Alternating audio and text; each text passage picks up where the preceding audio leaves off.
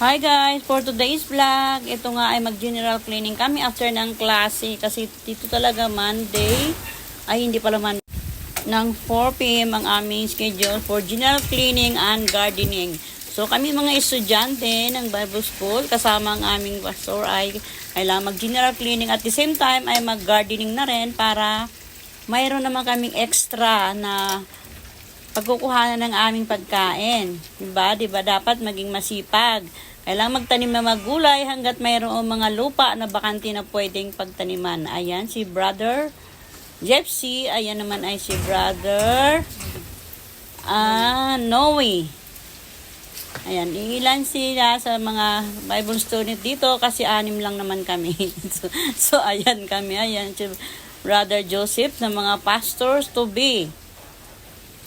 At ito pa ang aming kasamahan ay ang mag-asawang pastor pala na admin dito na masisipag. At si Sister Jane, ayan, kami lahat. At syempre, ito ang pinakabida-bida, ang pastor, ang mali. Charot lang po. At ito nga po ang aming mga tanim, ay saluyot, kalabasa, at meron pang talong dyan guys, at iba pa.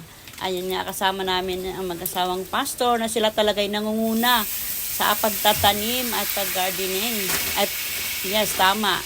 Kasi kailangan nating masipag para balang araw ay mayroon tayong aanihin, di ba guys? So, thank you so much guys. That's all for today's vlog. Thank you so much. Bye.